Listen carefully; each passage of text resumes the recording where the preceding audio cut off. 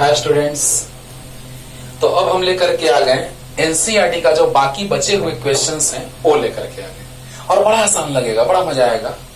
थोड़ा टफ है, थोड़ा ज्यादा नहीं, लेकिन आपको याद है कि एनसीईआरटी में जो सिलेबस आपका है वो सिलेबस जो एक लाइन से पढ़ना है लाइन बाय लाइन, उसके अकॉर्डिंग एनसीईआरटी में क्वेश्चन का सेटिंग नहीं है। ये हम बार बार क्लास में भी करते हैं और आप लोग को भी बोल रहे हैं।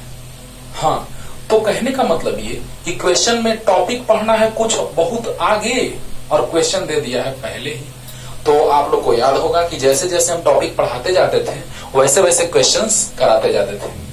टॉर्क पे, बल आघूर्ण पे, विद्युत विध्रुव आघूर्ण पे क्वेश्चन करा दिए हैं, लेकिन बल आघूर्ण पर वही क्वेश्चन एनसीईआरटी का आराम से बन जाएगा। टाउ बराबर पी साइन थीटा बनाइए। अब कहेंगे सर ये नहीं बताए हैं। अरे इसी पे क्वेश्चन हम करवाए हैं जब टॉर्क पढ़ाए, बल आघूर्ण पढ़ाए हैं, तो टाउ बराबर पी साइन थीटा पढ़ाए हैं, जाके देखो। और वहां पे इस पे क्वेश्चन भी कराए हैं बहुत सारा, देखना है ना। लेकिन हूबहू वही क्वेश्चन हम नहीं किया। आप बनाइए 10 नंबर क्वेश्चन, आप बनाइए, है ना। टाउ बराबर P sine theta direct value रखिए, आंसर आएगा। मतलब ऐसे ऐसे क्वेश्चंस सारे बता दिए गए हैं। आप देखिएगा इन तीनों को छोड़ करके बाकी सारा क्वेश्चन एनसीईआरटी का करवा दिया गया है। उसके बाद भी अगर आपको डाउट लगे कि सर हमको 1 से लेकर 34 तक 34 नंबर तक है क्वेश्चन, है ना, तो आपको दिक्कत लगे और अगर आप 4-5 क्वेश्चन भेज देंगे, हाँ लेकिन बताया हुआ क्लास में है वो नहीं, है ना, मान लिया जाए कि नहीं सर हमसे नहीं बन रहा है, तो बोलो, कोई लेक्चर देते रहेंगे उसी में बीच में समझा देंगे, है ना। नहीं तो उस पर एक सेपरेट वीडियो अपलोड कर देंगे छोटा सा, राइट। तो सब बतलाया हुआ है, आप कॉपी पलटिए, पढ़िए। उसके बाद भी किन्हीं को अगर दिक्कत लग रहा हो कि सर हमको ये क्वेश्चन समझ में नहीं आ रहा है, आराम से आप बेफिक्र पूछिए, हम क्लियर कर देंगे, राइट। हर एक क्वेश्चन को पूरा एकदम डिटेल में अच्छे से जैसे समझाते आए हैं अब तक, तो आपको पता चल चुका होगा कि थ्योरी का स्टाइल, समझाने का स्टाइल, न्यूमेरिकल का स्टाइल, सब स्टाइल आपके जहन में जा रहा होगा कि किस स्टाइल में हम पढ़ाते हैं, है ना। तो कहने वाली बात नहीं है, आप समझ रहे होंगे। तो आइए क्वेश्चन जल्दी से लिखिए। 3 क्वेश्चन, 27 नंबर, 33 नंबर और 34 नंबर। 33 के जैसा ही 34 है, लेकिन थोड़ा सा चेंजिंग है। और इसमें क्वेश्चन में आपको थोड़ा डायरेक्शन ही बतलाएंगे कि क्वेश्चन में थोड़ा सा और सुधार करके क्वेश्चन को लिखना चाहिए था, क्या सुधार करना चाहिए था वो भी बतला रहे, ठीक है ना। तो जल्दी से क्वेश्चन लिखिए बच्चों, जल्दी हो गया होगा, जल्दी हो गया। देखिए क्या कह रहा है पहला क्वेश्चन, 27 नंबर। बुक होगा आप लोग के पास तो अच्छी बात है, नहीं भी होगा तो क्या क्वेश्चन कह रहा है आप एक बार पढ़िएगा। पहले वीडियो पॉज करके एक बार पढ़िए, उसके बाद बनाएंगे, बस पूरा का पूरा क्लियर हो जाएगा, ठीक है। लेकिन उसमें एक फॉर्मूला हम तैयार करने वाले हैं और वो फॉर्मूला सबसे पहले आप लिखिए, F equal to P x del E by del x. इसका मतलब समझा रहे हैं, कैसे आया वो भी समझा रहे हैं। P y del E by del y plus P z del E by del z. ये पहले फॉर्मूला आपके दिमाग में चला जाना चाहिए, है ना। ये फॉर्मूला दिमाग में सेट रखना। लेकिन ये कैसे आया होगा थोड़ा सा हम समझा रहे हैं आपको, है ना। आपको याद है जब आंशिक परिवर्तन का बात आता था, है ना, समझाए हैं आंशिक में डेल और कंप्लीट में डी, आंशिक में डेल और कंप्लीट में डी लिखते थे। मतलब कि अगर एक्स स्क्वायर का अवकलन करना रहता था तो कंप्लीट, और अगर x y plus y z plus z x रहता था, याद आ रहा होगा, x y plus y z plus z x रहता था बच्चों, तो यहां पर हम लोग अवकलन करते थे आंशिक रूप, डेल डेल एक्स प्लस इतना, डेल डेल वाई प्लस इतना और डेल डेल जेड प्लस इतना। आपको याद है विभव प्रवणता बताते समय बताए हैं। अरे वाह, अच्छी बात है। तो जल्दी से पहले ये तो नहीं, बस फॉर्मूला लिखिए, लेकिन कैसे आया है वो समझा रहे हैं। देखो तो बच्चों, ये संवेग है, पी जो है वो विद्युत विध्रुव आघूर्ण है। पी से दाब को भी सूचित करते हैं, शक्ति को भी, संवेग को भी, विद्युत विध्रुव आघूर्ण को भी। लेकिन यहाँ पे जो P है वो है विद्युत द्विध्रुव आघूर्ण। विद्युत विद्युरागुण, और ई तो आप जान रहे हैं विद्युत क्षेत्रता है, एक्स जो है वो आप जान रहे हैं कि विस्थापन है, स्थिति में परिवर्तन है। तो कैसे हम यही फॉर्मूला लिखें वो जरा सा सुनो, डायरेक्ट रटना नहीं है, समझो। विद्युत विद्युरागुण याद है, आवेश गुने दूरी, 12 मानते थे दूरी, और विद्युत क्षेत्रता बटा में दूरी, तो दूरी दूरी जो कटेगा तो आ जाएगा Q इंटू ई, शॉर्ट में समझने का तरीका आ गया है, बराबर Q आप जानते हैं। अरे वाह सर, मजा आ गया, अरे वाह। ये फॉर्मूला पहले तुमको याद रखना है, ये फॉर्मूला याद रखना है, लेकिन कैसे आया होगा जरा सा हिंट दे रहे हैं कि ये है बल, क्योंकि हमको क्यों ऐसा कर रहे हैं, क्योंकि हमको क्वेश्चन में बल निकालने के लिए कह रहा है, और विद्युत क्षेत्रता में परिवर्तन जो है स्थिति के साथ वो भी दिया हुआ है, तो हम उस रूप में फॉर्मूला को ढाल लेंगे जिस रूप में क्वेश्चन दिया हुआ है, राइट। तो देखिएगा बच्चों, हमको बल निकालना है क्वेश्चन में, और विद्युत क्षेत्र तीव्रता में परिवर्तन जो दिया है जेड दिशा में, वो क्वेश्चन में दिया है 10 का पावर 5। जेड अक्ष की दिशा अगर कुछ ना कहे तो धनात्मक दिशा, जेड अक्ष के धनात्मक दिशा भी लिख सकता है, जेड अक्ष की दिशा भी लिख सकता है, लेकिन विद्युत विद्युरागुण जो है वो दिया हुआ है ऋणात्मक जेड में, उसका मान इतना है -10⁻⁷ कूलम मीटर, और ये विद्युत क्षेत्रता का सही मात्रक होता है न्यूटन प्रति कूलम, और नीचे दूरी है तो प्रति मीटर।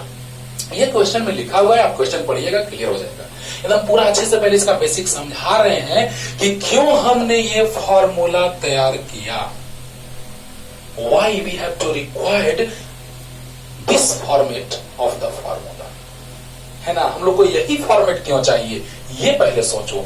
तो देखो, विद्युत विद्युरागुण दिया है क्वेश्चन में, विद्युत क्षेत्रता में परिवर्तन दूरी के साथ दिया है क्वेश्चन में, तो हम लोग को लगा अच्छा विद्युत क्षेत्रता में दूरी के साथ परिवर्तन क्वेश्चन में दिया है, ओ यानी कि विद्युत विद्युरागुण दिया है और विद्युत क्षेत्रता में स्थिति के साथ परिवर्तन दिया है, यानी हमको ऐसा ही फॉर्मूला सेट करना पड़ेगा तब ना बल निकलेगा। देखो बाबू कैसे सोचा जाता है। अब देखो, विद्युत विद्युरागुण आवेश गुने दूरी, किसी एक आवेश के मान और बीच की दूरी के गुणनफल को, और विद्युत क्षेत्रता ई, दूरी कट गया, ये बराबर Q होता है, उसी को हमने सेट किया। क्यों? क्योंकि क्वेश्चन में दिया है ये और ये। बोलो बोलो, अरे बोलो। तो बताओ बच्चों कि हमको बल निकालना है, बोलो बोलो, हमको बल निकालना है, और स्थिति में परिवर्तन के साथ विद्युत क्षेत्रता में परिवर्तन दिया हुआ है क्वेश्चन में, और विद्युत विद्युरागुण दिया है क्वेश्चन में, तो हमने उसी रूप में फॉर्मूला तैयार कर लिया। बस बात ये है, बात ये है। अब सोचो, ऐसे भी चेक कर सकते हैं कि विद्युत विद्युरागुण कैसी मात्रक होता है, आवेश गुने दूरी कूलम मीटर, विद्युत क्षेत्रता का होता है न्यूटन प्रति कूलम, और दूरी का मीटर से मीटर कट गया, कूलम से कूलम इनवर्स कट गया, न्यूटन बल कैसी मात्रक आ गई। अब देखो बच्चों, यहां तक क्लियर। तो देखिए, फॉर्मूला दिमाग में रखना है। क्यों ऐसा सेट किया गया फॉर्मूला? क्योंकि विद्युत क्षेत्रता में परिवर्तन स्थिति के साथ दिया हुआ है क्वेश्चन में, और विद्युत विद्युरागुण दिया हुआ है क्वेश्चन में, तो उसी रूप में फॉर्मूला हमने ढाला तो ऐसा आया। प्रश्न में सिर्फ दिया है ये और ये, अगर क्वेश्चन में ये और ये भी देता तो हम बनाते हैं, सबका मान रख देते हैं, लेकिन क्वेश्चन में सिर्फ दिया है अकॉर्डिंग टू क्वेश्चन पीजेड दिया है बच्चों, पीजेड -10⁻⁷ कूलम मीटर, क्योंकि ऋणात्मक जेड अक्ष की ऋणात्मक में, और विद्युत क्षेत्र तीव्रता में जो परिवर्तन, हमें हम माइनस नहीं भी लेके चल सकते हैं, लास्ट में सोल्व करेंगे तो पता चलेगा कि माइनस जेड में आया, क्योंकि एक माइनस था एक प्लस था। अब देखो, del E by del z जो दिया है क्वेश्चन में, वो जेड अक्ष के धनात्मक दिशा में है, न्यूटन प्रति कूलम हो गया विद्युत क्षेत्रता कैसे मात्रक, और दूरी का मीटर, नीचे तो ऊपर जाएगा, नीचे मीटर ऊपर जाएगा मीटर इनवर्स। अरे बोलो, तो पुट कर देंगे इस फार्मूला में बाबू। इसके बारे में कुछ नहीं कहा है, एक्स और वाई अक्ष की दिशा में विद्युत क्षेत्रता के बारे में कुछ नहीं कहा है, यानी इसका मान भी 0, इसका मान भी 0 नहीं दिया है, यानी दोनों का मान 0, और पीजेड का मान दिया है -10⁻⁷, और विद्युत क्षेत्रता में स्थिति के साथ परिवर्तन। अभी तुरंत बता दिए सही मात्रक, ये दोनों से ये दोनों कट जाएगा, न्यूटन आ जाएगा, तो गुना करेंगे तो F बराबर आ जाएगा ये 0, तो 0 + 0 और माइनस 10 का पावर -7 + 5 यानी -2 न्यूटन। तो बल का मान आया 10 का पावर -2 न्यूटन, मोड़ लगा देंगे तो माइनस हट जाएगा, और दिशा तो जेड अक्ष के ऋणात्मक दिशा में बल जो लगेगा जेड अक्ष के ऋणात्मक दिशा में लगेगा, माइनस बतला रहा है। वारे वाह वारे वाह, मजा आ गया। अब ध्यान दो बच्चों, ये फॉर्मूला हमने बल का विद्युत द्विध्रुवाघूर्ण और विद्युत क्षेत्रता में स्थिति के साथ परिवर्तन के रूप में इसलिए सेट किया क्योंकि क्वेश्चन में दिया हुआ है विद्युत क्षेत्रता में स्थिति के साथ परिवर्तन धनात्मक में दिया है 10 का पावर 5 और विद्युत द्विध्रुवाघूर्ण दिया है जेड अक्ष की दिशा में -10 का पावर -7 ऋणात्मक यानी माइनस। तो बताओ बच्चों, ये और ये दोनों के बारे में कुछ नहीं कहा है, कुछ नहीं कहा यानी कि परिवर्तन नहीं हो रहा है, यानी खत्म, 0। ये भी खत्म, सिर्फ बचा ये। तो ये मान दिया हुआ है, ये मान दिया हुआ है, पुट किए माइनस इंटू प्लस, -10 का पावर -7 + 5 -2 और माइनस बतला रहा है कि दिशा एक जेड अक्ष के ऋणात्मक में होगा। अब देखो बच्चों, इसमें बल भी पूछा था और बल आघूर्ण भी पूछा था। पहले यहां तक आइए, जल्दी हो गया होगा, जल्दी। चलो अब देखो बच्चों, बल आघूर्ण जानते हैं आप, टाउ बराबर P sin थीटा, बहुत अच्छी बात है। देखो तो यहां पर E जो है वो जेड अक्ष के धनात्मक दिशा में बढ़ रहा है, तो E जो है वो जेड अक्ष के धनात्मक दिशा में है, plus positive z axis, x y z हम ऐसे मान लेते हैं, एक्स वाई जेड, कुछ दिक्कत नहीं है, मान सकते हैं। जेड इसको भी मान सकते हैं, ध्यान देना, एक्स वाई जेड, इसको भी कहीं लिखा हुआ नहीं है ये बुक में कि किसको एक्स वाई जेड मानो, जरूरी नहीं है। आसानी के लिए हम लोग हमेशा मानते हैं एक्स वाई जेड, जेड जो है इधर मतलब बाहर, लेकिन यहां माने हैं x y z, no tension. तो विद्युत क्षेत्रता में वृद्धि हो रहा है एक्स अक्ष के जेड अक्ष के धनात्मक दिशा में, और स्थिति में विद्युत द्विध्रुव आघूर्ण, यहां विद्युत क्षेत्रता में वृद्धि हो रहा है स्थिति के साथ जेड अक्ष के धनात्मक दिशा में, और विद्युत द्विध्रुव आघूर्ण जो है वो दिया है जेड अक्ष के ऋणात्मक दिशा में। निगेटिव जेड एक्सिस लिख सकते हैं बाबू। तो बताओ ये जेड प्लस में और ये जेड माइनस में याद है, टाउ बराबर P sin थीटा। तो बताइए, अरे ऊपर विद्युत क्षेत्रता में वृद्धि हो रहा है एक्स के साथ, जेड के साथ, ऊपर में विद्युत क्षेत्रता में जेड के साथ वृद्धि हो रहा है, यानी कि विद्युत क्षेत्रता ऊपर ही ना है, यानी जेड अक्ष के प्लस में, और विद्युत द्विध्रुवाघूर्ण जो है वो जेड अक्ष के ऋणात्मक दिशा में है। तो बताइए दोनों के बीच का कोण थीटा बराबर 180 डिग्री।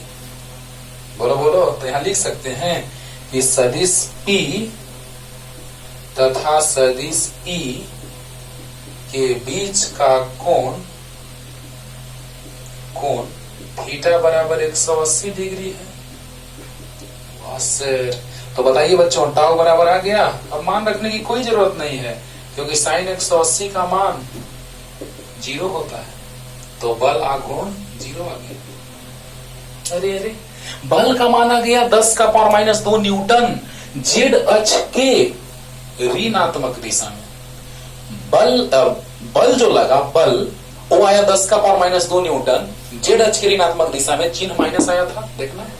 लेकिन बल आघूर्ण 0 क्यों आया?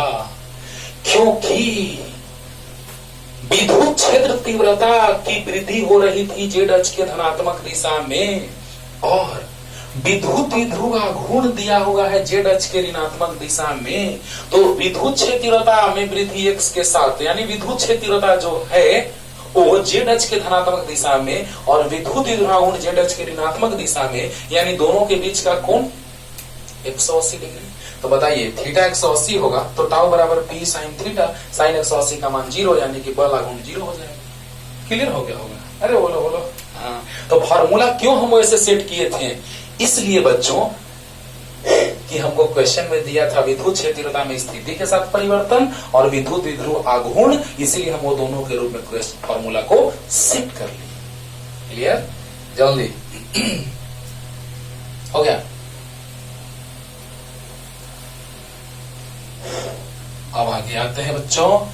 प्रारंभ में एक सच के अनुदिश एक चाल से चित्र इतना मतलब क्या है कि एक क्वेश्चन पीछे दिया हुआ था एनसीईआरटी में ही, 3 आवेशों का 3 कणों का चिन्ह बताना था और बताना था कि किसका आवेश द्रव्यमान का अनुपात सबसे ज्यादा होगा, है ना? ये क्वेश्चन था, उसमें चित्र था जो अभी हम बनाएंगे चित्र।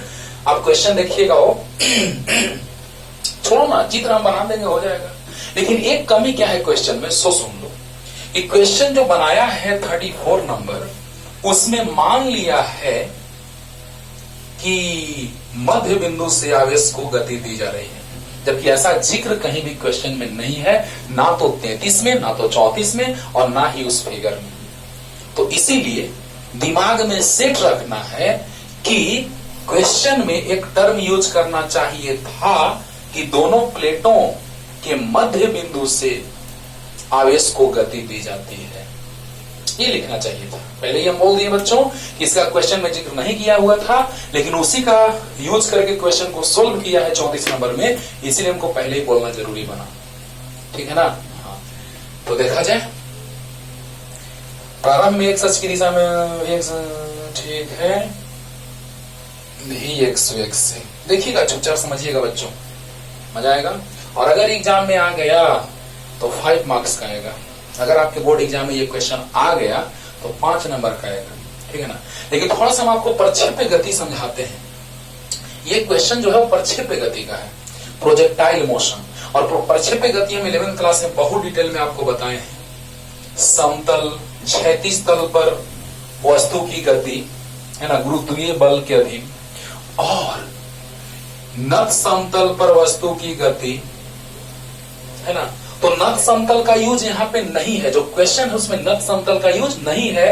बस ऐसा हम लोग को एहसास हो रहा है, क्वेश्चन बनाएंगे तो पता भी तुरंत चलेगा कि वहां पे क्षैतिज तल के जैसा व्यवहार हो रहा है, ठीक है ना। तो अब देखा जाए, यहां पर हम आपको बताए थे कि एक वस्तु को u वेग से गति दिए थे। थोड़ा सा इसका आइडिया देते हैं, तब वो क्वेश्चन बनाने में बड़ा मजा आएगा, और ये क्वेश्चन बना वैसे ही भी तुरंत बन जाएगा।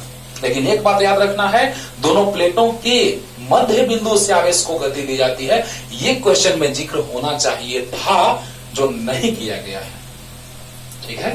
तो देखिए, प्रक्षेप्य गति होता था तो आपको याद है फॉर्मूला, T बराबर लाते थे, यहाँ पे कोण थीटा, ये क्षैतिज परास होता था, बहुत डिटेल में बताए हैं। जो हम स्टार्टिंग से जब लेक्चर अपलोड करेंगे तो आप देखिएगा कि जितना मैक्सिमाइज हो सकता है सिलेबस उतना तक बताते हैं। 11th के बच्चों को बता देते हैं तुम्हारे लिए इतना है, और हायर लेवल के लिए इतना है। जो इंजीनियरिंग और मेडिकल का हायर एग्जाम होता है, हायर लेवल का, वहां तक, राइट। अब देखिए, R, और ये था महत्तम ऊंचाई, मैक्सिमम हाइट। T बराबर आता था 2u sine theta by g, R बराबर आता था u square sine 2 theta by g, H बराबर आता था u square sine square theta by 2g। ये आता था क्षैतिज परास का फॉर्मूला, ये आता था उड़ान काल का फॉर्मूला, ये आता था H महत्तम ऊंचाई का formula, u square sine square theta by 2g, और R बराबर u square sine 2 theta by g, T बराबर 2u साइन थीटा बाई जी, है ना। और सामान्य सूत्र आता था y बराबर x tan theta minus g x square by 2u square cos square theta.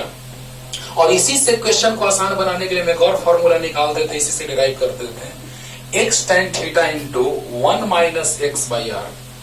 ये सब फॉर्मूला प्रूफ किया गया है, और जिस कॉन्सेप्ट का यूज करके प्रूफ किया गया है उसमें से एक नमूना आपके सामने पेश करते हैं, तो उस क्वेश्चन को बनाने में इतना आपको आसानी लगेगा कि लगेगा कि सर सच में कोई जान नहीं है क्वेश्चन, है ना, है ना। लेकिन ये सब चीज बहुत डिटेल में पढ़ाया गया, सबको प्रूफ किए हैं, सब फॉर्मूला को प्रूफ किया है, इससे ये आता है, तुरंत आ जाता है।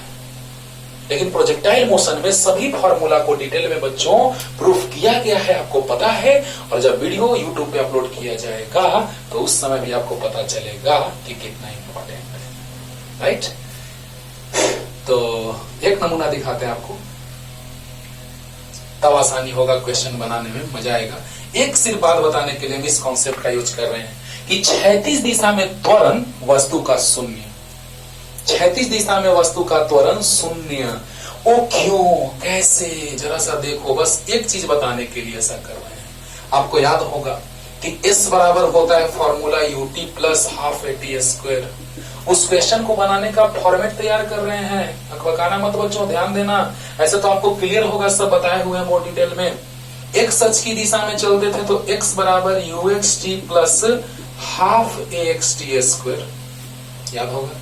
और y uyt plus half ayt square. ये था तल में वस्तु की गति, तल द्विविमीय गति।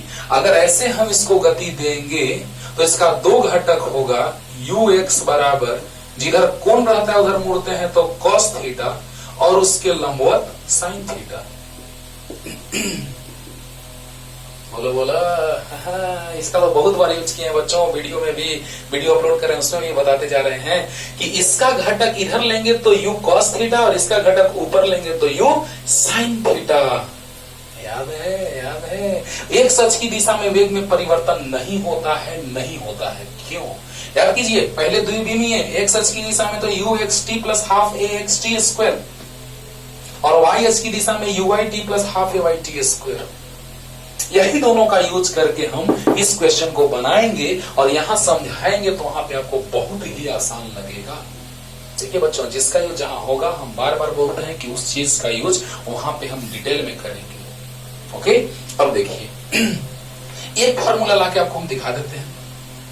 देखिए, ध्यान दीजिएगा, जी नीचे काम कर रहा है, गुरुत्वीय त्वरण, ध्यान दीजिएगा। तो ये जो त्वरण है वो y अक्ष की दिशा में है, तो x अक्ष की दिशा में इसका घटक जो होगा वो हो जाएगा 0, क्योंकि जिधर कोण रहता है, शॉर्टकट तरीका बताए हैं कि जिधर मुड़ते हैं उधर cos, कोण रहता है जिस दिशा में उधर मुड़ते हैं तो cos, तो g cos 90 यानी cos 90 0। और ऐसे सोचो, पहले हम मैथमेटिकली लाके आपको दिखाते हैं जैसे क्लास में लाया जाता था। इसको हम बार बार लिखते थे, बहुत बार लिखते थे, कम से कम 20-25 बार तो जरूर लिखे होंगे थ्योरी बताते समय और क्वेश्चन बनाने के दौरान, ठीक है ना। तो बताइए, जी अगर नीचे है वर्टिकली डाउनवर्ड डायरेक्शन में, तो उसका एक्स अक्ष की दिशा में घटक अगर लेंगे, ये वाई अक्ष की दिशा में है तो एक्स अक्ष की दिशा में घटक जी इंटू कॉस 90। जिधर मुड़ते हैं कोण रहता है, ये कोण है, जिधर मुड़े उधर कॉस, शॉर्टकट ट्रिक। तो बताइए बच्चों की जी कॉस 90 0, यानी एक्स अक्ष की दिशा में त्वरण नहीं है, यानी एक्स अक्ष की दिशा में वेग में परिवर्तन नहीं होगा। यानी गुरुत्व बल लग रहा है किधर, y में, तो x में त्वरण 0। शॉर्ट में ऐसे समझो, इस मार्कर को अगर हम गिरा दिए यहां से, तो बताइए ये ऐसे ऐसे गया, मतलब x में गति करता हुआ गया नहीं। y में अगर गिरा है तो y में बल लगा तो x में त्वरण 0। बोला, अगर y में बल लगा तो y में त्वरण हुआ, x में त्वरण नहीं हुआ। उसका सबसे अच्छा एग्जाम्पल ये है, और इसी का यूज करके हम सब फार्मूला सब डिराइव करते थे जो हम अभी लिखे थे। t बराबर 2u sin theta by g, r बराबर u square sin 2 theta by g, h बराबर u square sin s square theta by 2g, ये सब फार्मूला।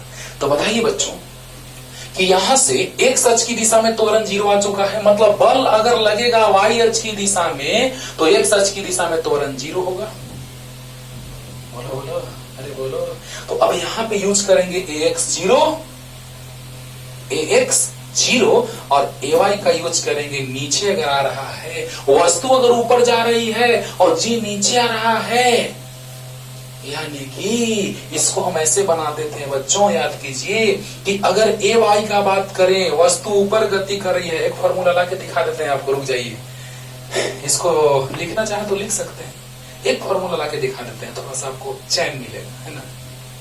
जल्दी चलो थोड़ा सा नजारा दिखाते हैं।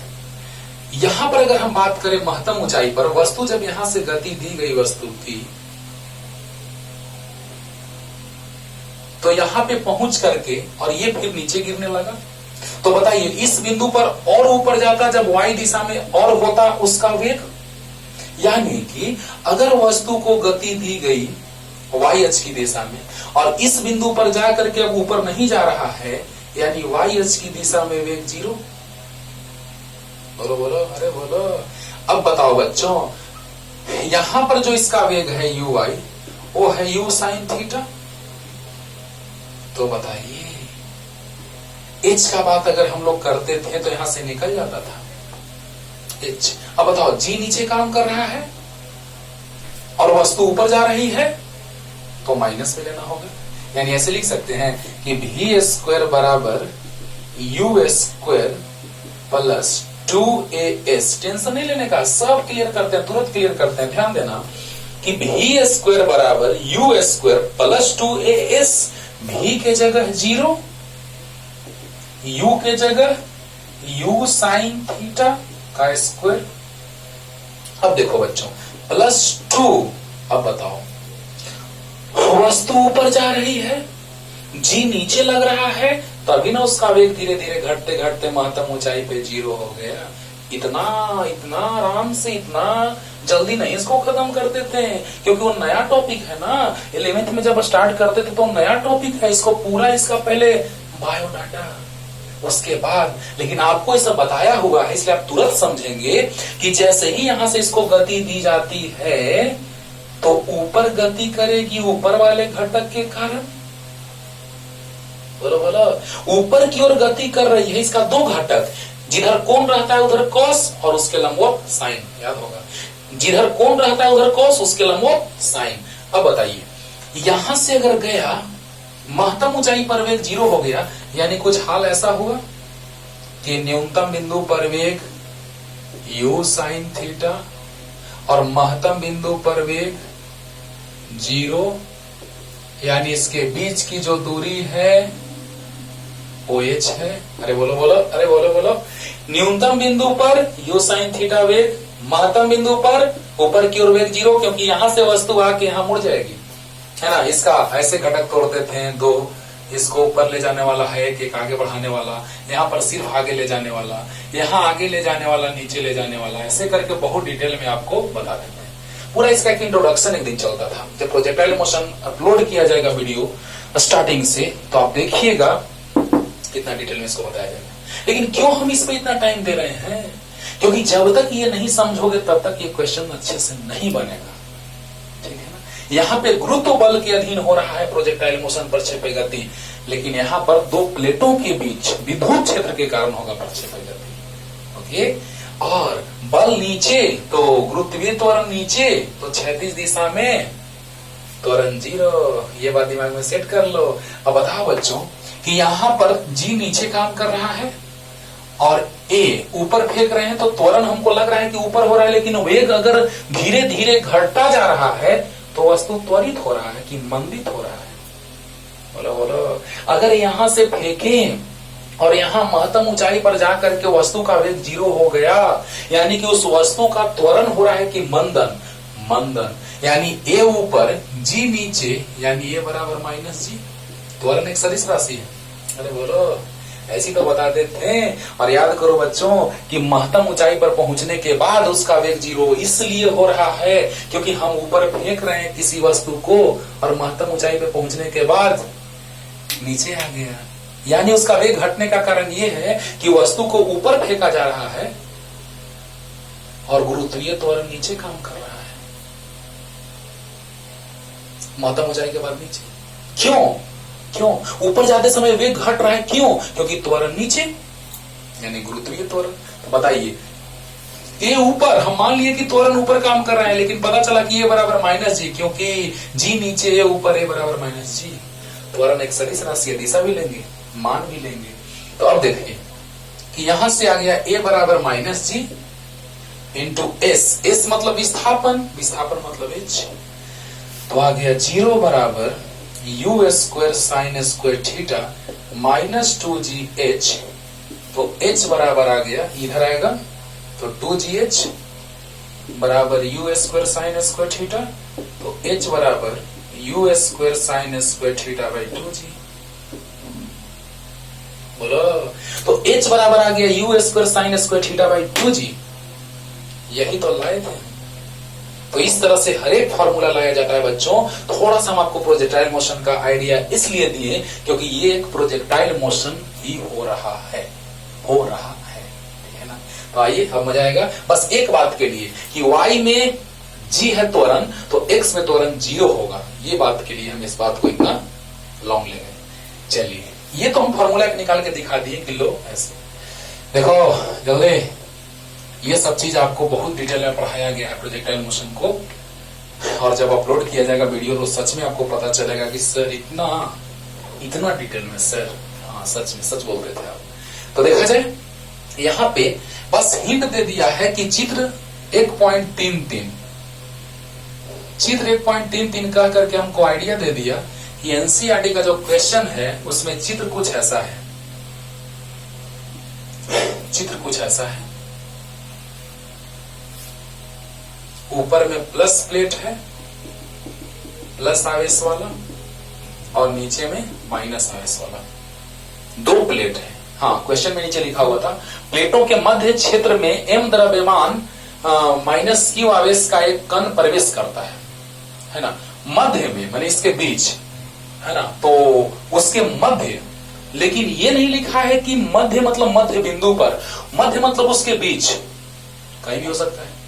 लेकिन मध्य बिंदु पर अगर कह देता तो इस क्वेश्चन को बनाने में आसानी हो जाता, लेकिन कोई बात नहीं, उसमें जिक्र करना चाहिए था कि मध्य बिंदु से, मध्य में जरूरी है। यहाँ 2 आवेश हम ले लिए, यहाँ पर हम एक बिंदु ले लिए, तो इन दोनों के मध्य है, लेकिन मध्य बिंदु पर है। मध्य और मध्य बिंदु अलग बात है। मध्य मतलब उसके बीच कहीं भी, मध्य बिंदु मतलब, क्योंकि चित्र वो कहा है दिखाने के लिए, और चित्र में कुछ ऐसा बना हुआ था तो लग रहा है ना कि ये मध्य पर है ही नहीं। अब देखिएगा चित्र 1.33 एनसीईआरटी का क्वेश्चन था, तो उसमें ये जिक्र कर दिया है, लेकिन वो मध्य बिंदु पर नहीं था। तो अब देखा जाए बच्चों, ध्यान दिया जाए, मध्य से हम लेके चल रहे हैं एकदम मध्य बिंदु से, राइट। तो यहां पर एक ऋण आवेशित कण को गति दे दिया गया है जो माइनस क्यू आवेश है, राइट। तो यहां माइनस क्यू है जिसका प्रारंभिक वेग vx है, हम मध्य में ले लिए, एकदम बीचों बीच ले लिए, और यहां प्लेट की लंबाई जो है प्लेटों की वो l है। बोलो। अब बताओ बच्चों, आपको याद है कि प्लस और माइनस, तो विद्युत क्षेत्र रेखाएं जो होती हैं वो प्लस से माइनस की ओर होती हैं। विद्युत क्षेत्र रेखाएं प्लस से माइनस की ओर होती हैं, यानी विद्युत क्षेत्रता की दिशा ऐसे। बोलो। लेकिन माइनस आवेश है, तो आपको याद होगा कि माइनस को प्लस खींचेगा, आकर्षित करेगा, और माइनस वाला धक्का देगा, विकर्षित करेगा। तो बताओ बच्चों कि जब माइनस वाला को माइनस वाला विकर्षित करेगा, प्लस वाला आकर्षित करेगा, यानी इसका कुछ हाल ऐसा होगा। तो अब कह रहा है क्वेश्चन में कि जाकर के किनारे से कब टकराएगा। तो किनारे से टकराने का मतलब है, दर्शाएं कि प्लेट के अंतिम किनारे पर कण का ऊर्ध्वाधर विक्षेप, यानी जो y होगा, y वो पूछ रहा है आपसे कि QEL square by 2m vx square होगा। तो देखो बच्चों, बड़ा इंटरेस्टिंग, यही y आपसे पूछ रहा है कि कितना ऊर्ध्वाधर विक्षेपण जो होगा वो कितना होगा। क्लियर। तो बताओ, ये बात हम आपको बताएं भी कि अगर विद्युत क्षेत्र प्लस से माइनस की ओर है तो बल लगेगा ओ, चाहे तो इधर चाहे तो उधर। और याद करो, अगर आवेश माइनस में है तो क्षेत्र के विपरीत दिशा में बल लगता है। F बराबर माइनस क्यू ई, तो क्षेत्र नीचे तो बल ऊपर। ऐसे भी समझ में आ रहा है? सोचो। ऐसे तो पता चला कि माइनस को प्लस वाला खींचेगा और माइनस वाला धक्का देगा, यानी माइनस वाला ऐसे मुड़ेगा। एक बात तो ये समझ में आया। लेकिन ऐसे सोचो कि क्षेत्र प्लस से माइनस की ओर होती है, विद्युत क्षेत्र रेखाएं प्लस से माइनस की ओर होती है, और बल का बात करेंगे तो F बराबर माइनस QE, यानी कि बल का दिशा और क्षेत्र का दिशा एक दूसरे के विपरीत होगा, यानी बल जो है वो ऊपर की ओर लगेगा। बल ऊपर लगा बच्चों, ध्यान देना, बल का दिशा में एक तो तीर से दिखा दे रहे हैं समझने के लिए, F ऊपर की ओर, तो बल का मान कितना हो जाएगा,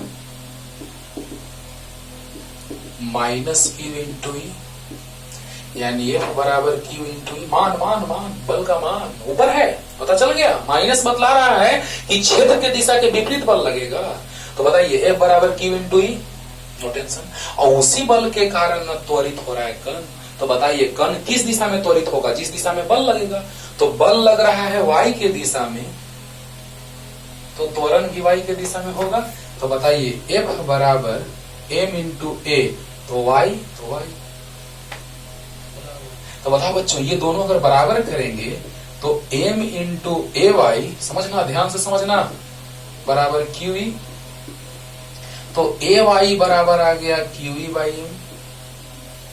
अब देखो x में त्वरण कितना होगा, 0 होगा। ये माइंड में एकदम सेट कर लो, अभी तुरंत हम बताए हैं कि बल गुरुत्वीय बल लग रहा था नीचे की ओर, तो त्वरण भी नीचे की ओर, तो वस्तु x में त्वरित नहीं हो रहा था। अगर गुरुत्वीय बल नीचे की ओर तो x में वस्तु त्वरित नहीं हो रहा था। क्यों प्रोजेक्टाइल मोशन बताया थोड़ा सा, इसीलिए ना। अब सोचो बच्चों कि यहां पर बल जो लग रहा है, विद्युत क्षेत्र की दिशा, विद्युत क्षेत्रता की दिशा नीचे की ओर, तो स्थिर विद्युत बल की दिशा ऊपर की ओर। तो बताओ ऊपर मतलब y के दिशा में, तो बताइए कि त्वरण भी y के दिशा में होगा, और त्वरण अभी तुरंत था y के दिशा में, तो x में त्वरण 0 था। अगर y में त्वरण था तो x में त्वरण 0 था, तो जस्ट उसी के जैसा क्या हो जाएगा, ध्यान दीजिएगा, ए वाई यहां से F बराबर F बराबर QE, F बराबर माइनस QE, माइनस का मोड प्लस, तो F बराबर QE, यानी F किस दिशा में बल लग रहा है, y अक्ष की दिशा में, तो F y बराबर QE। यहां तक क्लियर हो गया होगा। अरे बल किस दिशा में लग रहा है, क्षेत्र नीचे तो बल ऊपर, क्लियर। और बल अगर y अक्ष की दिशा में, तो x अक्ष की दिशा में त्वरण नहीं होगा, यानी x अक्ष की दिशा में त्वरण 0 होगा। और बताइए बराबर a में होता है, तो y में तो F y बराबर m a y। अब बताइए बच्चों कि m a y, तो यहां भी f, यहां भी f, तो ये दोनों को बराबर करेंगे तो m a y बराबर QE, तो a y बराबर आ गया QE बाई m। यहां तक समझ में आ गया होगा। अरे बोलो बोलो, अरे बोलो, हाँ। अब देखिए यहां तक जल्दी उतार लीजिए ना, ऐसे यहां पर ये चित्र बना लीजिएगा, और विद्युत क्षेत्र की दिशा, कुछ सेंटेंस लिख दे क्या, विद्युत क्षेत्र की दिशा नीचे की ओर है, अतः स्थिर विद्युत बल की दिशा ऊपर की ओर होगी, यानी y अक्ष के धनात्मक दिशा ऊपर हम मान लेते हैं, तो ऊपर की ओर होगी, इसलिए त्वरण भी ऊपर की ओर होगा, x अक्ष की दिशा में त्वरण नहीं होगा। लिख देते हैं नीचे, जल्दी से इतना उतारिए, पहले ये लिखिएगा फिर ये लिखिएगा, और तब लिख देते हैं सेंटेंस जल्दी।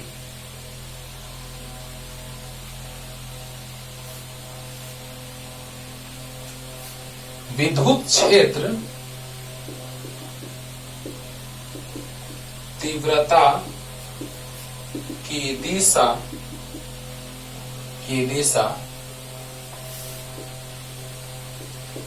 ऊर्ध्वाधर दिशा में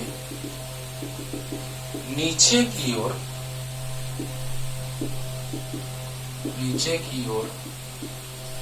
जबकि बल ऊपर की ओर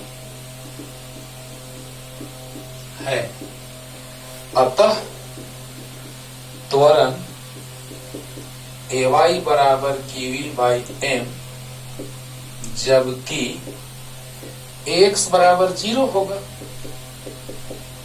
अभी उसी बात को हमने सेंटेंस के रूप में लिख दिया बच्चों कि विद्युत क्षेत्र तीव्रता की दिशा y अक्ष के या ऊर्ध्वाधर दिशा में नीचे की ओर है, तो स्थिर विद्युत बल ऊपर की ओर, क्योंकि आवेश माइनस है, तो बताइए कि क्षेत्र नीचे तो बल ऊपर, क्यों, तो ऐसे लिखते हैं विद्युत क्षेत्र तीव्रता की दिशा ऊर्ध्वाधर दिशा में नीचे की ओर, जबकि बल ऊपर की ओर है, अतः त्वरण Ay बराबर QV बाई m, जबकि x बराबर 0। क्यों? क्योंकि बल ऊपर की ओर लग रहा है। बोलिए बोलिए, बल ऊपर की ओर यानी त्वरण ऊपर की ओर, x अक्ष की दिशा में त्वरण नहीं होगा। एकदम अच्छे से आराम से प्यार से समझिए, क्योंकि इसी पर आधारित अगला क्वेश्चन है जो तुरंत पानी पानी हो जाएगा। तो जो टाइम इसमें दे रहे हैं वहां पे सेव होगा।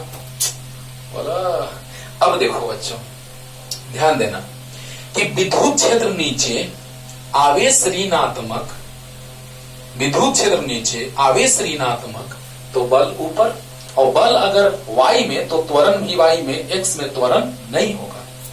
यहां तक क्लियर है? हाँ। अब देखिए x अक्ष की दिशा में वेग vx है, तो y अक्ष की दिशा में वेग जो vy होगा वो 0 होगा। क्यों? घटक तोड़ो, घटक तोड़ो। अच्छा तो ये बताओ, x अक्ष की दिशा में जा रहा है प्रारंभिक वेग है, तो y में नहीं जा रहा है प्रारंभ में।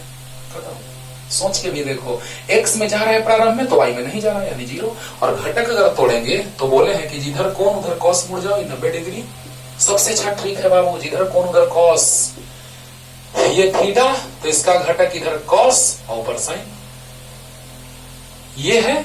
इसका घटक इधर तोड़ना है तो जिधर कोण उधर कॉस और उसके लंबवत साइन, सबसे अच्छा तरीका है।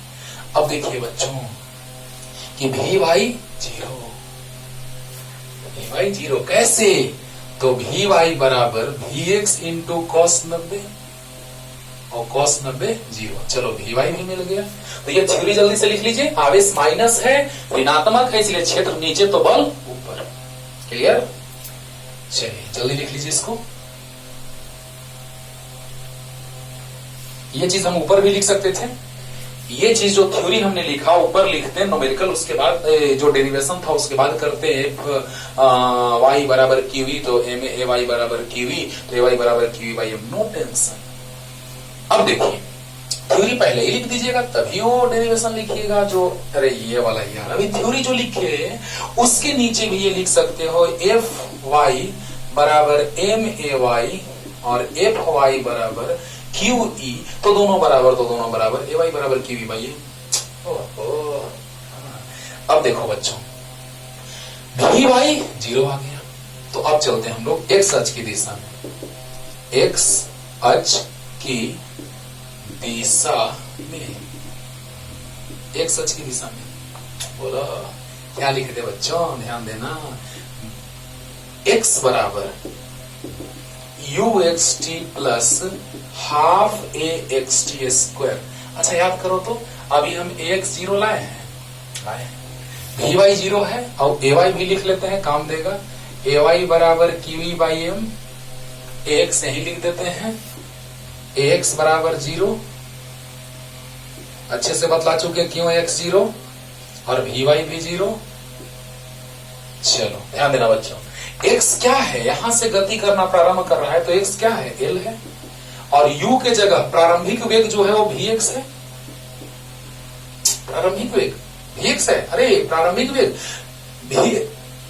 x बराबर uxt plus half axt square में x जो है वो l है और प्रारंभिक वेग यहां मान ही लिया है vx। क्वेश्चन में ux लिखता तो और अच्छा लगता, लेकिन vx माना है तो vx ही रख देते हैं। तो प्रारंभिक वेग vx है तो ux vx को मान लिया है, into t plus half ax 0 into T square, तो l बराबर vxt आ गया। चलो इसको भी समझा दिए, क्यों? क्योंकि x में वेग है प्रारंभिक तो y में वेग प्रारंभिक 0 होगा, अगर x में प्रारंभिक वेग है तो y में 0 होगा। और घटक से भी बना दिए कि जिधर कोण उधर cos, vx cos 90 0। और ay QE बाई m अभी लाए हैं और ax 0 लाए हैं कि y में त्वरण है, y में बल लग रहा है तो y में त्वरण होगा, x में त्वरण नहीं होगा। तो बताइए l बराबर vxt, तो यहां से t आ गया, l बटा में vx आया। तो अब बताइए यही तो लाना है, रिजल्ट छोड़ देते हैं कि थोड़ा देर के लिए, वही आ जाएगा। तो वाह सर इतना आसानी से बता दिए सर। अरे नहीं बताएंगे यार, तुम ही को ना बताना है, तुम ही को ना सीखना है ना, हम तुमको बताएंगे और तुम सीखो। तो बताइए अब y अक्ष की दिशा में चलते हैं, y अक्ष की दिशा में। तो बताओ बच्चों y अक्ष की दिशा में क्या होगा, y बराबर UYT plus half AYT square. y बराबर UYT, अरे s बराबर UT plus half AT square. अभी प्रोजेक्टाइल मोशन समझा रहे तो समय लिखे थे s बराबर UT plus half AT square, तो x बराबर UXT plus half XT square, y बराबर UYT plus half AYT square. अरे वाह, तो y में तो निकालना था कि विक्षेप इतना होगा। तो बताइए UY, U यानी प्रारंभिक वेग का y घटक Vy मान लिया गया यहाँ पे, और half AY QE by M into T square. T कितना आया है देखिए, तो T आया है L बाई VX का होल स्क्वायर। तो बताइए y बराबर आ गया Vy। देखो बच्चों, प्रारंभिक वेग को क्वेश्चन में मान लिया है क्योंकि V होता है अंतिम वेग और U होता है प्रारंभिक वेग, तो प्रारंभ में ही इसको मान लिया है Vx, तो प्रारंभिक वेग ही Vx मान लिया है। और जब प्रारंभिक Vx माना है तो y में भी हम Vy कर दिए, यानी Uy को ही Vy कर दिया है, हो गया। तो बताओ 0 Vy 0 plus QE L square by, देखो QE L square by 2M Vx square आ गया। देखो तो QE तो 0 आ गया, QE L square by 2M Vx square. तो बताओ बच्चों, आ गया, यही तो दिखाना था, QE L square by 2M Vx square proof. मतलब अगर प्रूफ करना था तो प्रूफ लिख दिए, दिखलाना है तो दिखला दिए। बोलो x बराबर UXT plus half AXT square, एकदम आसानी से। x क्यों 0 आया ये हम अच्छे से समझा दिए, Vy क्यों 0 आया वो भी अच्छे से समझा दिए। तो बताइए बच्चों, x बराबर UXT plus half AXT square, तो x L है, UX Vx प्रारंभिक वेग Vx है, इंटू T और त्वरण x में 0 है, तो ये 0 हो गया। L बराबर VXT, T निकल गया L बाई Vx, और y UYT plus half AYT square. UY जो है y प्रारंभिक वेग y में जो भी मान लिया है तो हम भी लिख लिए, तो UY Vy के बराबर Vy 0 into T plus half AY QE by M T square L by Vx का स्क्वायर, यानी QE L square by 2M Vx square, यही लेना था। बोलो बोलो, और वही यूज करके अगले क्वेश्चन में आपके हवाले कर देंगे, आप सोल्व कीजिएगा, नहीं तो चलो कर देते हैं। चलो देखो जल्दी, अरे एकदम आसान लगा होगा, जल्दी। ये जेई मेंस में क्वेश्चन ऐसे पूछे जाते हैं बच्चों, मेडिकल में भी है ना, एम्स वगैरह में पूछे जाते हैं ऐसे क्वेश्चंस। प्रश्न 33 जस्ट ऊपर वाला, में वर्णित कण इलेक्ट्रॉन के रूप में कल्पना कीजिए। अब मान लेना है कि वो कण इलेक्ट्रॉन है, क्वेश्चन में दिया था नीचे इलेक्ट्रॉन पर आवेश और इलेक्ट्रॉन आवेश का मान दिया था और द्रव्यमान दिया था, तो आप लोग को याद भी है, बहुत बार पूछे भी हैं, लिखवाए हैं, याद होगा, इसीलिए नहीं लिखे, स्पेस नहीं था नीचे इसलिए, नहीं तो लिख देते है ना। आप याद ही है तुमको, तो क्वेश्चन में दिया तो आसान है। हाँ, चलो। प्रश्न 33 में वर्णित कण की इलेक्ट्रॉन के रूप में कल्पना कीजिए जिसको Vx बराबर वेग दिया हुआ है के साथ प्रक्षेपित किया जाता है यदि 0.5 सेंटीमीटर की दूरी पर रखी प्लेटों के बीच विद्युत क्षेत्र E का मान, विद्युत क्षेत्र दिया है उसका मान, तो 0.5 सेंटीमीटर की दूरी पर रखी प्लेटों, यानी प्लेटों के बीच की दूरी कितनी है। देखो बच्चों, इसी क्वेश्चन के लिए बोल रहे थे कि मध्य बिंदु, मध्य सिर्फ लिखा था, मध्य बिंदु नहीं लिखा था।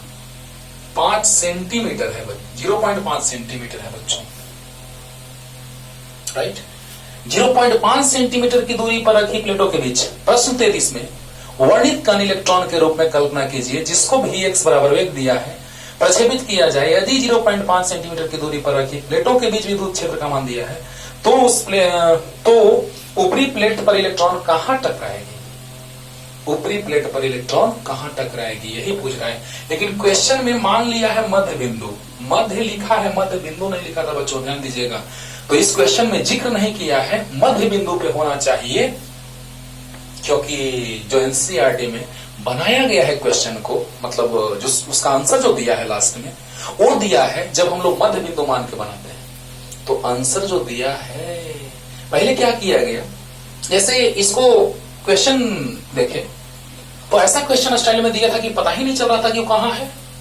तो पहले आंसर रह करके तुम चेक कर लो कि वो कहां पे आएगा। बोलो बोलो, जब आंसर रख लोगे उससे पता चल जाएगा कि मध्य बिंदु पे रखा हुआ है। अरे वाह सर, मजा आ गया। हाँ, सोचो बच्चों, क्योंकि क्वेश्चन में क्लियर नहीं किया गया है, नहीं किया गया है। राइट, बहुत ज्यादा अच्छे से बनाइए, खूब सोचिए तो बहुत कुछ सीखिएगा। राइट, अब देखिए बच्चों, 0.5 सेंटीमीटर तो मध्य बिंदु पे है, यानी कि जो y है, यहाँ पे जो y आया है वो y का मान जो होगा वो इसका आधा होगा, यानी y बराबर 0.5 सेंटीमीटर को मीटर में बदल देते हैं। पहले तो आधा इसका कर देते हैं y, क्योंकि ऐसे जाएगा तो यही ना होगा y। अब कहां टकराएगा नहीं पता, ऐसे जाके टकराएगा ऊपरी प्लेट को, क्योंकि ऊपर प्लस है और इलेक्ट्रॉन है, अब इस माइनस इलेक्ट्रॉन मान लिया गया क्वेश्चन में, इलेक्ट्रॉन के रूप में। ओके, तो यही ना y है बच्चों, यही ना y है। तो मध्य बिंदु से अगर जाएगा तब ना y होगा इसका आधा। क्लियर, मध्य बिंदु से जाएगा तब ना इसके बीच की दूरी का आधा लेंगे। तो बताइए, ये है सेंटीमीटर में, तो इसको मीटर में कन्वर्ट कर दो। अरे बोलो, सेंटीमीटर में है ये 0.5 सेंटीमीटर, तो हमने किसे बदल दिया, मीटर में। लेकिन याद करो, ये पूरा दूरी है, क्योंकि देखो प्रक्षेपित किया गया है। यदि 0.5 सेंटीमीटर की दूरी पर रखी प्लेटों, यानी दोनों प्लेटों के बीच की दूरी कितनी है, 0.5 सेंटीमीटर, तो 0.5 सेंटीमीटर है, उसका आधा ना y होगा। बोलो बोलो, उसका आधा y होगा। लेकिन अब कहां टकरा रहा है ये हमको पता नहीं है। मान लिया जाए कि इधर ही टकरा गया बच्चों, इधर ही टकरा गया, तो वो जो दूरी है x, वही आपसे पूछा जा रहा है। पहले तो l माने थे, लेकिन अब ये l नहीं x होगा। तो बताओ बच्चों, y 0.5/2 सेंटीमीटर को मीटर में बदल दिए, क्योंकि ये मध्य बिंदु लेकर के आंसर एनसीईआरटी में जो दिया है वो आधा पे दिया है, यानी मध्य बिंदु से फेंका जा रहा है, क्योंकि क्वेश्चन में ये चीज क्लियर नहीं किया है। तो बताइए, ये आधा हो जाएगा ये दूरी, यानी y जो होगा यहाँ पे वो आधा हो जाएगा पूरे का। राइट, अब देखिए, x हम लोग को निकालना है वाट, तो वहां पर l था, लेकिन यहां पर x हो जाएगा। देखो कितना आसानी से, y बराबर QEL²/2mvx² है। लेकिन अब ये l जो होगा वो x के बराबर हो जाएगा, क्योंकि उसमें प्रूफ करना था, y निकालना था, लेकिन इसमें l दिया था क्वेश्चन में पिछले में, लेकिन अब इसी को x मान लिया गया, यानी यहां हम l को क्या लेके चलेंगे। अरे वाह सर, देखो डिटेल में लंबा जाता एक्सप्रेशन, उससे अच्छा कि हम डायरेक्ट सोल्व कर दिए। नहीं तो ये हो गया डायरेक्ट तुमको शॉर्ट में बनाने का तरीका, कि एकदम y बराबर QEx²/mvx², आराम से, यानी y बराबर QEx²/2mvx², ये तो आ गया डायरेक्ट। लेकिन इसको डिटेल में अगर देखो तो ऐसे देखो, मिटा दें, डिटेल में लाएं, ऐसे x में तोरण 0 था, x बराबर uxt plus half ax 0 t², x में तोरण 0, तो देखो x बराबर आ गया बच्चों, u प्रारंभिक वेग vx था, तो vx इंटू टी प्लस 0, यानी यहां से t आ गया, x/vx, और y बराबर uyt प्लस हाफ ayt²। अच्छा याद करो, यहाँ पे y में जो भी माने थे वो 0, क्योंकि घटक ऊपर तोड़ेंगे तो 0 आया था। अरे जस्ट अभी पीछे देखो ना, बोला तो बताओ बच्चों, y बराबर uy जो है वो vy है, और हाफ ay qv/m आया था, याद करो जस्ट पिछले क्वेश्चन को, qv/m, और t मतलब x/vx का होल स्क्वायर, t²। तो बताइए कितना गया, y बराबर v/0 इंटू t और QEx²/2mvx²।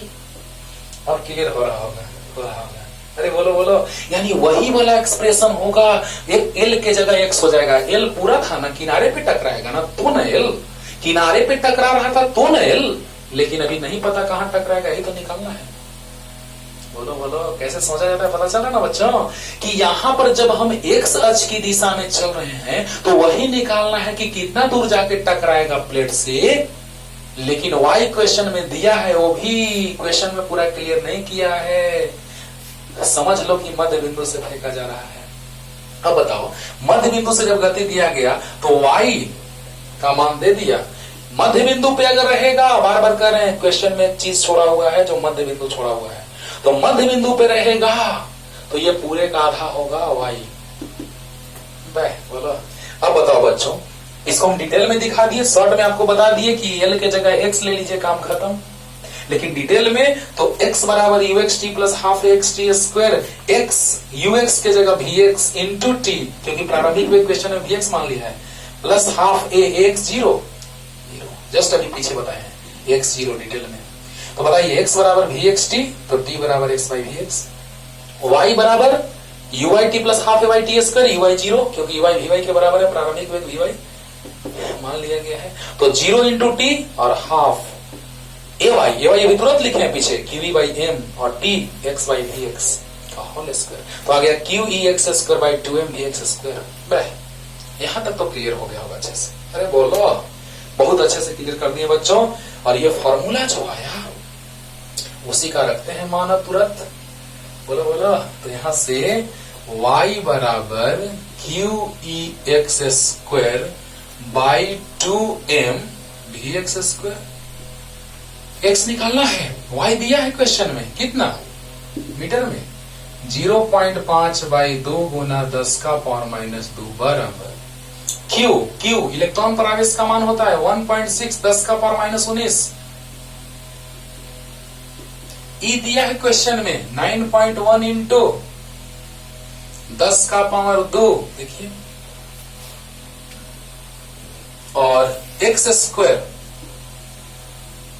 बाई 2 इलेक्ट्रॉन का द्रव्यमान होता है 9.1 गुना 10 का पावर माइनस 31 और गुना वी एक्स, वेग दिया हुआ है क्वेश्चन में, 2 गुना 10 का पावर 6 का होल स्क्वायर। अब तो फिगर मिटा सकते हैं बच्चों, बना लो, इतना पहले बना लो। एक्स अक्ष की दिशा में, वाई अक्ष की दिशा में वैसे ही लिखिएगा जैसे हम पीछे लिखे थे, जस्ट पिछले क्वेश्चन में लिखे थे, और वैसे ही एकदम सेम आया। वहां पर एल था लेकिन यहाँ पर एक्स है, किनारे पे टकराएगा तो एल, और ऐसे पूछ रहा है कि कहां टकराएगा तो एक्स मान लिया। ठीक है, तो जल्दी बहुत डिटेल में बता रहे बच्चों, टाइम लगे तो लगे लेकिन क्लियर करो। 2 से 2 कैंसिल, 9.1 से 9.1 कैंसिल, यहाँ गया 0.5 इंटू 10 का पावर माइनस 2 बराबर 1.6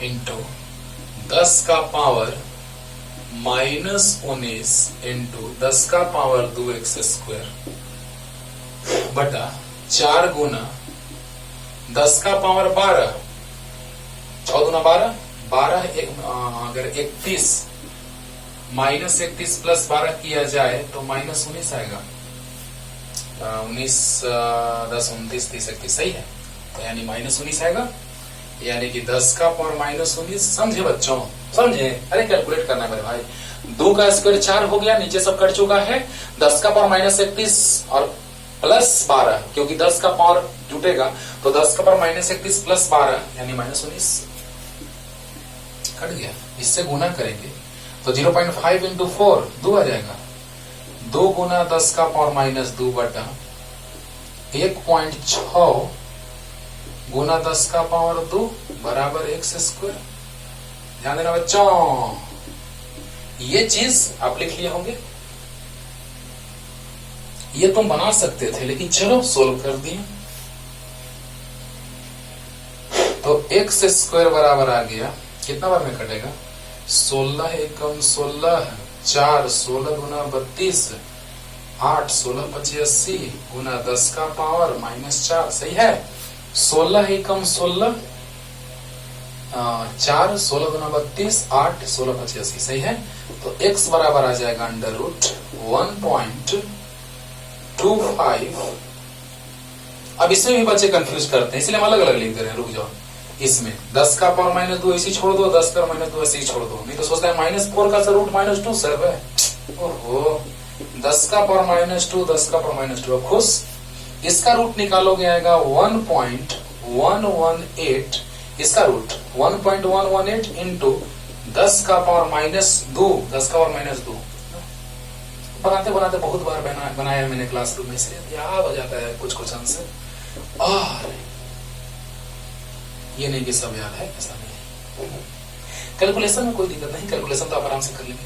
तो 1.12 इंटू 10 का पावर -2 मीटर को लिख सकते हैं, -2 है तो इतना सेंटीमीटर लिख सकते हैं। अरे वाह, मतलब कि यहां से जो फिगर बनाए थे, यहां से चल करके 1.12 सेंटीमीटर की दूरी पर जाएगा और जाके प्लेट से टकराया जाएगा।